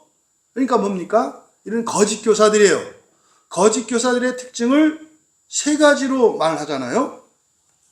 첫 번째로는 뭐예요? 경건하지 아니하며. 여러분 질문할게요. 경건하다는 게 뭐라고 그랬습니까? 이게 굉장히 오해되고 있는 단어예요. 경건하다 그러면은 이게 목사들이 대부분 크게 오해하고 착각해서 이런 거. 성도 여러분, 할렐루야. 이런 게 경건한 거 아니에요. 그러십니까? 위선이라고, 위선. 그런 게 경건한 게 아니고 성경에서 경건하다라고 하는 이 아세비우스라고 하는 이 말은 뭐라고 그랬어요? 거룩한 것, 신성한 것을 소중히 여기지 않는 거예요. 그러면 거룩한 것, 신성한 것이라고 하는 게 뭡니까? 부활과 하나님 나라예요. 부활과 하나님 나라. 그러니까 부활과 하나님 나라를 최고의 가치로 여기는 것을 경건하다 하고요. 부활과 하나님 나라가 우선순위에서 밀리는 것을 불경건하다 한다, 이 말이에요. 그러니까 이 사람들의 특징은 경건하지 않으며 불경건하다라는 거예요. 그럼 이게 어떤 의미다? 부활과 하나님 나라가 최고의 가치가 아니라 우선순위가 밀린다는 뜻이에요. 이게 뭐예요? 세속적인 것을 더 우선시하는 사람들이다, 이 말이에요. 그게 예수님의 사도들이었고 이 시대의 병든 교회의 병든 신자들의 모습이죠. 왜 교회에 문제가 생기고 신자들의 문제가 생겨요? 경건하지 않기 때문에 그래요. 이때 경건하다라고 하는 것은 종교적이고 이런 거 말하는 거 아니다. 그럼 뭐예요? 십자가에서 깨닫고 예수님과 함께 낙원에 들어가게 된 그 강도가 경건한 거라고요. 그 사람 그 십자가에서 말벌을 안 고쳐졌고요. 행동거지, 무례함 이런 거 다 고쳐지지 않았어요. 경건해졌다고요. 그래서 경건해야 낙원에 가요. 그래서 경건은 뭐다?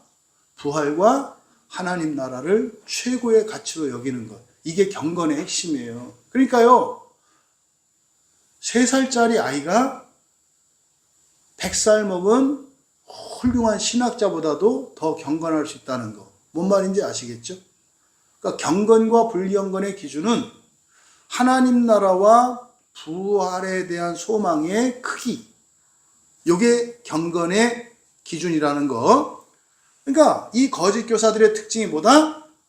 경건이 1번이 아니야. 불경건이. 그래서요, 이 사람이 조금 뭐 있어 보이고 뭐해 보이고 이렇게 외적인 거 눈에 보이는 것, 이게 보고 믿는 믿음이죠. 이게 경건하지 않은 자들의 특징이에요. 두 번째 특징이 이제 뭡니까? 하나님의 은혜를 도리어 방탕한 것으로 바꿨다 그래요. 예, 여기서 바꿨다, 이게 메타티템인데 바꿔치기 한 거예요. 이게 전이라고 하는 거거든요. 변화로 말하니까 하나님이 준 거는 맛있는 식혜인데 이 사람이 그걸 갖다가 쉬게 만들어서 먹을 수 없게 만들어서 갖다 줘. 이게 전이에요, 전이. 그러니까 방탕, 하나님의 은혜를 어떻게 했다? 방탕한 것으로 바뀌었다. 그러니까요, 예수님을 통해서 우리에게 주신 그 구원의 신비는 첫째 부활이거든요. 일반으로 받는 구원은 모든 사람이 다 받은 거라니까요. 사람이면 받는 구원이 일반으로 받는 구원이에요. 종교와 상관없이. 사람이기 때문에 받는 구원. 근데 그것만도 어떻다? 그것만 알아도 너무 기쁘고 감사하고 영광스럽다. 그래서 그렇게 망나니처럼 그렇게 뭐 비참하게 그렇게 살아가지 않아도 돼. 누구는? 사람은. 그 일반으로 받는 부활이라니까요. 그런데 그 정도가 아니라 뭡니까? 근데 그 부활에 이르려면 반드시 우리가 지옥의 연단을 거쳐야 되잖아요. 그러지 않고는 될 수가 없잖아요. 그러니까 그것마저도 피할 수 있게 하는, 이게 첫째 부활이거든요. 그러니까 여기서 두 번째로 제시한 하나님의 은혜를 도리어 방탕한 것을 바꿨다 보니까 하나님의 은혜가 제시하는 게 뭐겠습니까? 첫째 부활이에요. 방탕한 것으로 바꿨대요. 방탕한 것. 그러면은요, 이 방탕이라고 하는 이 방탕의 핵심은요, 무례, 무도, 무상식, 이거예요.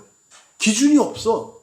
과도하거나 못 미치는 게 이 방탕의 핵심이에요. 그러니까 방탕의 핵심은 뭡니까? 흥청망청, 낭비, 허비. 그 반대는 인색함이죠. 이게 방탕. 방탕은 넘치기만 하는 게 아니에요. 기준에, 심각할 정도로 기준에 넘어서거나 기준에 못 미치는 것을 나타내는 말이에요. 그래서요, 지나치게 친절한 것도 방탕의 한 종류예요. 넘치는 거. 자기가 친절한 사람도 아닌데 그런 친절한 행동을 해. 그 방탕이라니까요. 생긴 대로 살으라고. 또 기본 이하도 안 해. 그러니까 굉장히 무례하고 폭력적이고 막 이런 사람들, 멀상식한 사람들. 그 사람이면 사람으로 갖춰야 할 기본적인 기준이 있어요. 이게 상식과 법과 예절 이런 게 있잖아요. 근데 자기 마음의 기준이 다 바뀌어. 이게 방탕의 기준이에요. 그러니까 방탕의 기준은 뭡니까? 내 뜻대로예요. 뜻도 제대로 된 뜻도 아니, 내 기분대로지. 이게 방탕의 핵심이라고요. 그 다음에 바로 세 번째로 이 사람들의 특징으로 이야기한 게 뭡니까? 오직 한 주권자의 우리 주 예수 그리스도를 부인하는 자. 조심하셔야 돼요. 여기서 한 주권자 할 때 일반적인 어떤 권세를 쓰지 않고요. 데스포테스. 그래서 이게 주인 주권.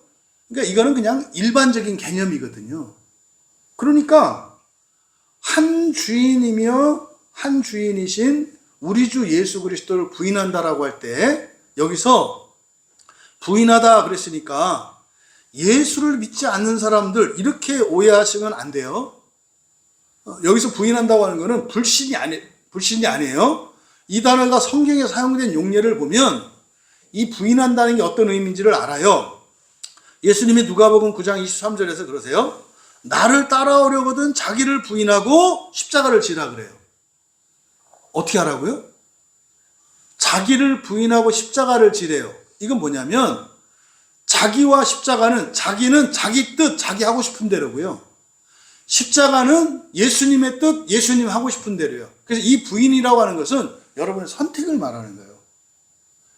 이 단어가 베드로에게 적용이 돼요. 베드로가 예수님 뭐라고? 네가 첫 닭이 울기 전에 3번 부인하리라. 이거는 신앙을 버린다는 뜻이 아니에요. 뭐 하는 거예요? 그때 상황에서 급한 대로 선택의 문제를 말하는 거예요. 그러니까 하나님의 뜻, 신앙이 아닌 다른 것을 선택하는 거, 이건 불신자가 아니에요. 이거는 신자들의 삶을 말하는 거라고. 신자들의 삶 속에서 위협이 왔어. 그때 신앙을 버리는 대신 안전을 취할 것이냐. 이게 뭐예요? 이게 그러면 십자가를 부인하고 예수를 부인하고 자기를 따라간 거예요. 그래서 이 사람들의 특징은 상황 논리에 따르고 환경에 따라요. 이거는 우리들에게도 있어요. 참고 견딜 만한 거 있겠습니다만, 그랬잖아요, 여러분들이. 네, 제가 6.25 때 그 기독교인 색출하는 방법이 예수님이나 성경책을 놓고 밟으라고 했대요. 이게 실제 사건이에요. 제가 전도했던 그 북한 출신 그 할아버지가 마지막에 예수님을 왜 그렇게 영접하지 못했더니 그때 그 죄책감 때문에 나중에 보니까 그분 예수님 믿고 정말 하나님 나라 가셨죠. 근데 그분한테 직접 들은 거예요. 인민군으로 잡혀가기 싫어가지고 너 그럼 대신 완장 두르고 검문하라 그랬대. 검문. 피난 행렬이 오면 그 사람들 쭉 세우고 앞에다가 성경책을 놓고 밟고 지나가면 통과. 안 밟으면 논 밑으로 밀어 던져. 그러면은 완장 찬 사람들이 대나무 죽창으로 그 밑에서 찔러 주겠대요. 생으로. 그 더 무서워서 완장 차고 이 할아버지가 부역을 한 거예요. 공산당한테. 그 아무도 몰랐어요. 그렇게 해서 살아남았다는 거. 북한에 있을 때 일이니까. 근데 그 죄책감 때문에 평생을 시달렸어. 그분이 달마대사를 엄청 좋아했거든요. 나중에 오래 걸려가지고 이분이 이제 예수님을 영접하고 저를 목사님이라고 부르게 되었을 때 어이라고 불렀어. 어이. 목사가 되고 나는데 저한테 어이라고 한 사람 처음이에요. 하여튼 투명인간 취급한 것도 저 매물도 처음이고 어이. 근데 이분이 뭐 조금 있다가 지나니까 선생 뭐 이렇게 하더라고. 선생 뭐 이렇게 하다가 나중에 이제 목사가 됐는데 그분이 예수님을 영접하지 못했던 게 그 죄책감 때문에 그랬어요. 왜? 나 살자고 양심을 저버렸거든. 근데 양심은 있었거든. 요걸 부인한 거예요. 이때 부인한다는 것은 적극적으로 예수 믿지 않고 이런 개념이 아니다. 뭐다? 일상생활에서 무엇 선택을 할 때 기준이 내 생각이 기준이냐? 하나님 생각이 기준, 성경이 기준이냐? 요걸 부인이라고 말을 한 거예요. 근데 이 사람들의 특징이니까 이 사람들은 항상 어떻게 한다? 자기 뜻대로 한다 이 말이에요. 항상. 그러니까 예수님 뜻대로 하는 게 아니라 자기 뜻대로 한다. 지금 우리 교단에 지금 심각하게 아주 문제를 일으키는 어떤 목사가 있어요. 이름도 동물의 그 성을 가진 사람인데 우리 교단에 맨 처음 들어올 때 심각하게 문제를 일으켰던 어떤 목사예요. 그래가지고 우리 총신 양지에 있는 신대원에 기도를 못해요. 그쪽 사람들이 이제 우리 교단하고 이렇게 같이 합쳐지면서 한 교단이 됐거든요. 제일 큰 교단 되겠다고 하는 아주 세속적인 욕심 때문에 총신이 망가졌어요, 그때. 그쪽 사람들이 이제 그 학교 편입 들어왔는데, 이제 그 양지 우리 신대원에 가면은 그 소래교회라 그래서 이제 전도사들이 모여서 기도하고 하는 곳이 있어요, 이렇게. 기도처로 만들어 놓은. 초대교회죠. 황해도에 있던 소래교회를 그대로 해서 만들어 놓은 데거든요. 그 사람들이 왔는데 그때부터 이상한 방언 기도에 총신에서 방언이라니 웬 말입니까? 그런 거 없거든요. 방언에다가 뭐 신음소리, 동물소리, 뭐 어우! 진짜로 왈왈왈왈 야옹야옹 그게 총신 전도사들이 돌아버리는 거예요. 제일 큰 교단 만들겠다고 합쳐지는 바람에 그 사람들이 들어와서 그 생활을. 그래가지고 그 바람에 이제 전도사들이 산으로 다 도망갔어요, 기도하러. 기도할 수가 없어. 막 어떤 때는 막 교성까지 내요. 그러니까 그래가지고 이거를 어떻게 할 수도 없고. 정치적인 문제가 걸려있으니까. 그 교단의 대표적인 목사가 이제 소목사라는 사람인데, 올 때부터 신대원에 있는 전도사를 데려갔다가 버스를 동원해가지고 10대씩 보내요, 버스를. 그 신대원 학생들을 갖다가 다 대접한다고 교회로 가가지고 그 동네에 가가지고 전도사들을 전도를 시켜. 그래가지고 작은 교회들이 난리가 난 거예요. 아니, 그 대형 교회에서 전도사들을 수백 명 데려다가 그렇게 전도를 하면 우리 교회 교인들이 다 글로 간다. 그래가지고 그 교회로 주변에 있는 교인들이 막 흡수되기 시작했어요. 그래서 처음에 들어올 때부터 아주 골치 아픈 그런 사람이었거든요. 그러니까 이 사람이 이제 온갖 세속적 욕심 때문에 이거 너무나 봐도 목사가 아닌 이런 사람들을 뭐라고 한다고요? 그리스도를 부인하는 자라고 한다고요. 신앙의 양심을 따르는 게 아니라 정말 하나님 나라가 아니라 이 세상 나라에 바벨탑을 쌓고 궁전을 지키기 위해 사는 사람, 요 사람들을 한 주권자요 우리 주 예수 그리스도를 부인한다 이러는 거예요. 그러니까 입맛대로 가까이 했다 멀리 했다 배신하고 뒤집기를 여반장이요. 그걸 어떻게 하나님께도 그렇게 한다 이 말이에요. 이게 바로 옆으로 들어온 자들의 특성이라는 거예요. 그래서 이런 사람들 때문에 지금 유다가 이 편지를 쓰게 되었다 이렇게 말씀하고 있습니다. 여러분, 일반으로 받은 구원이 있습니다. 그거를 부정하지 마세요.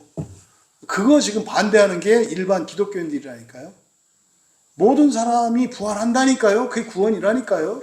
근데 머리 싸매고 안 된다고 영원한 지옥에 보내야 한다고 하는 게 그리스도인이다 이 말이에요. 그러니까 이때 유다 당시에도 그랬던 거예요.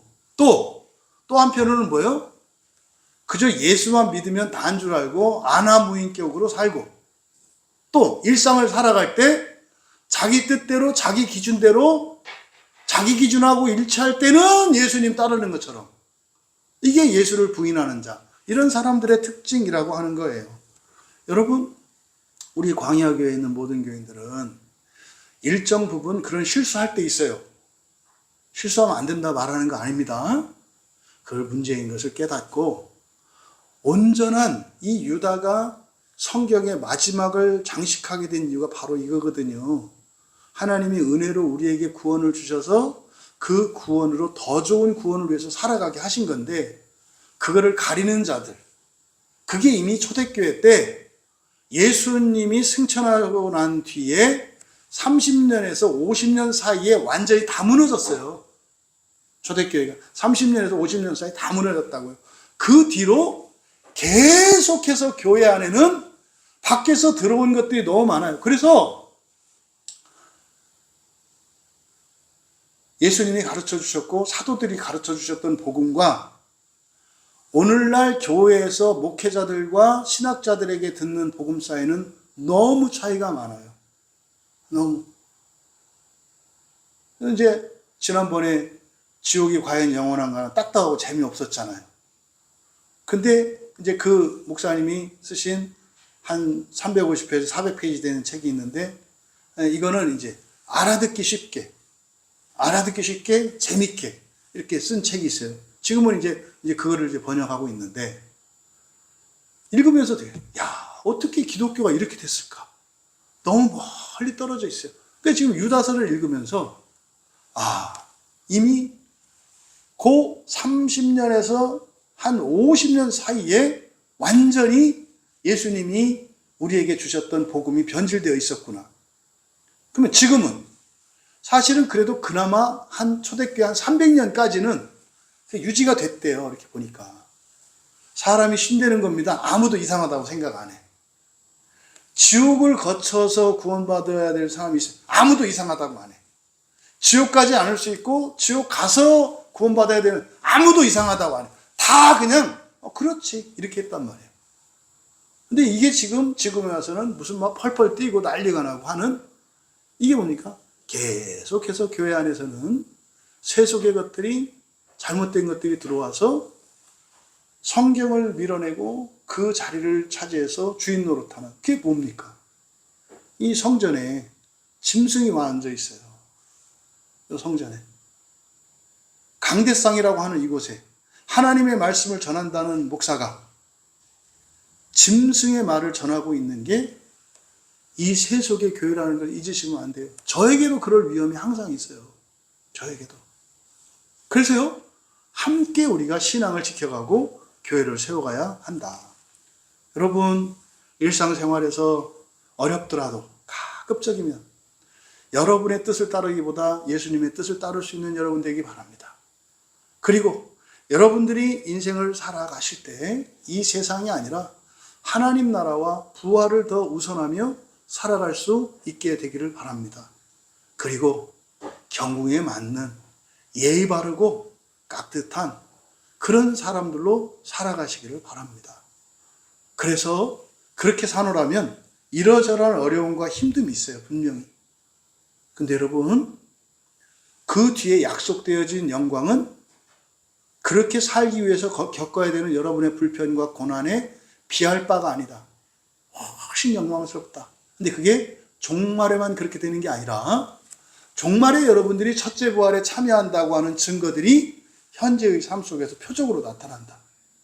그게 여러분 일신상의 일이 됐던 사업상의 일이 됐던 가정적인 일이 되었던 아니면 교회 안에 있는 누구든 그 표적은 반드시 나타나게 되어 있다.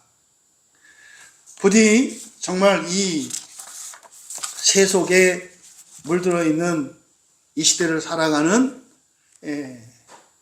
여러분, 일반으로 받은 그 믿음, 그 구원, 그걸 허락하신 하나님의 믿음으로 더 좋은 구원을 위하여 살아가기를 결단하시기 바라고, 그것 때문에 여러분이 이러저러한 불편과 어려움을 겪을 때 그것을 기뻐하고 즐거워하고 감사할 수 있는 여러분 되기를 바라요.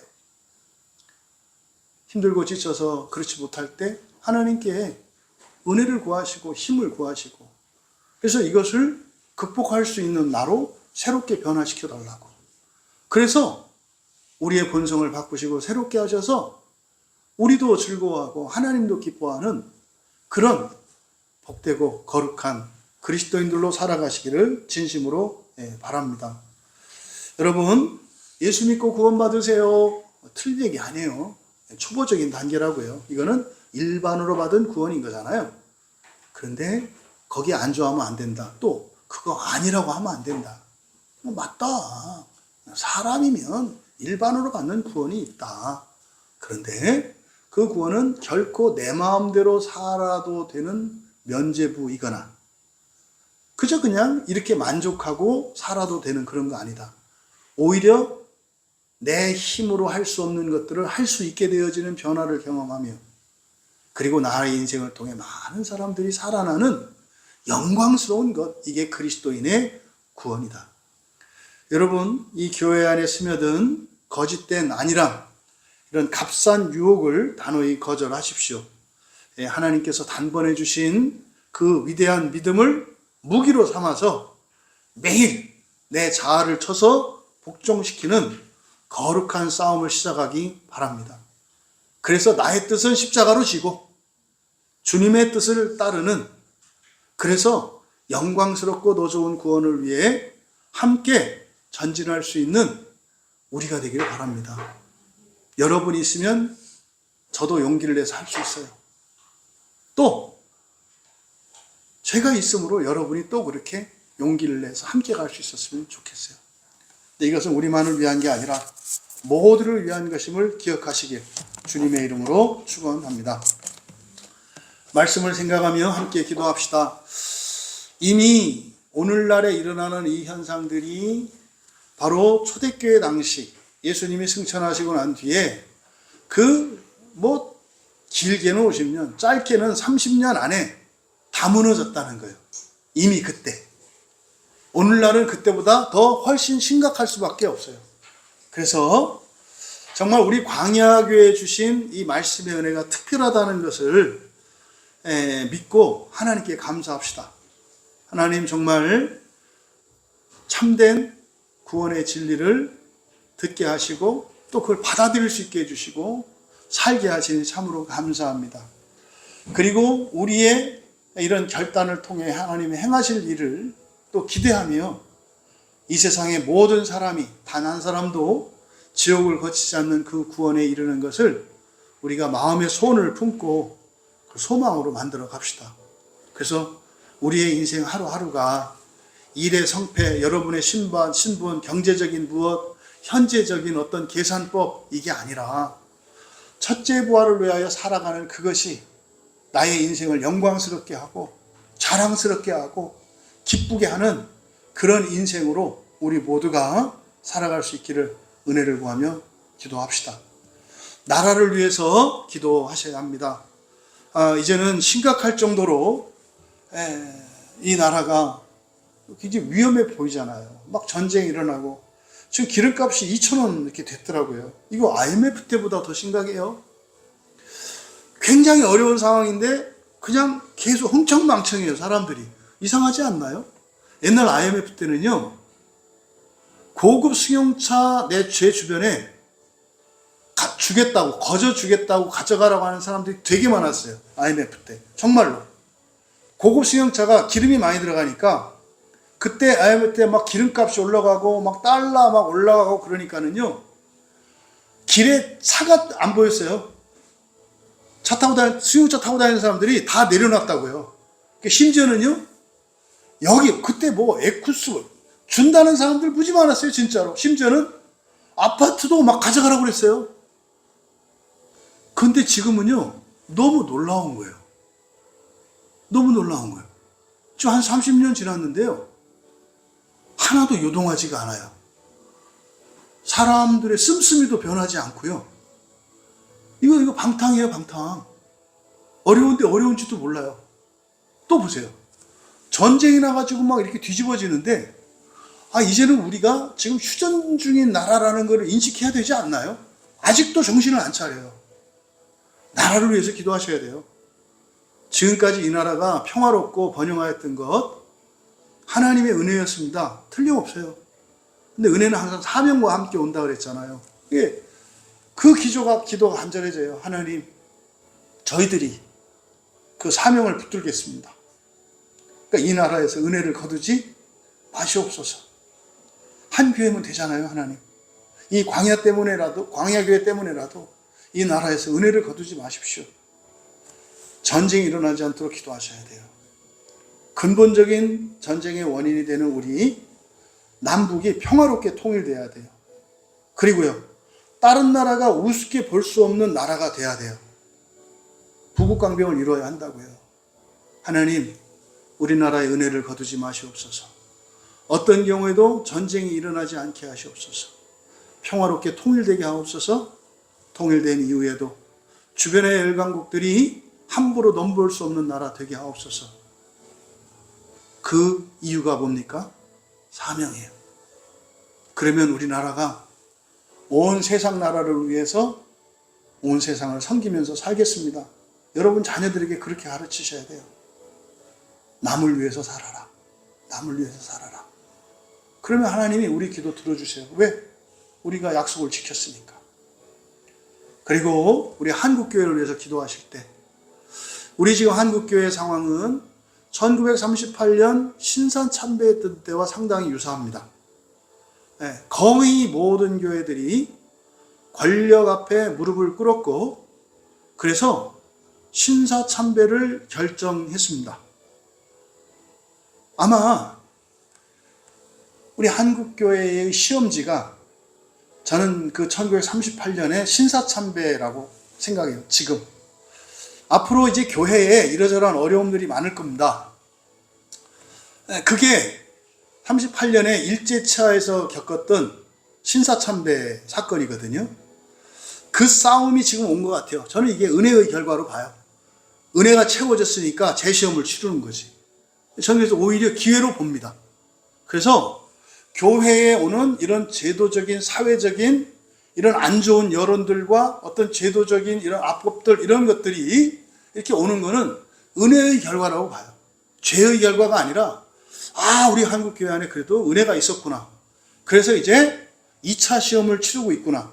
신사참배에 대한, 그때 우리가 떨어졌어요. 낙방했거든요. 근데 지금 그 시험 앞에 와 있는 것 같아요. 그래서 한국교회를 위해서 기도할 때 하나님, 예전에 권력 앞에 무릎 꿇고 우리의 신앙을 버렸던 우리 한국교회의 한계를 뛰어넘는 교회들이 되게 하여 주시옵소서. 조심할 것은 무릎 꿇는 것은 대세입니다. 무릎 꿇는 것은 대세고 무릎 꿇지 않으면 욕을 먹습니다. 심한 경우에는 죽기도 하고 굉장한 박해를 당하기도 합니다. 근데 사실 그때 당시에 지금 이제 고신대학교라고 하는 그 고신에서도 모두가 아니에요. 일부의 목사님들이 그때 거기에 굴하지 않고 끝까지 죽음으로 신앙을 지켰던 분들이 있죠. 근데 그 신앙이 전수되지 않고 끊겼어요. 여러분들은 어쩌시렵니까? 그런 불이익과 박해, 감옥에 투옥되고 사람들로부터 조롱을 받을지라도 여러분을 신앙을 지키시겠습니까? 그렇게 안 한다고 욕할 일은 아니에요.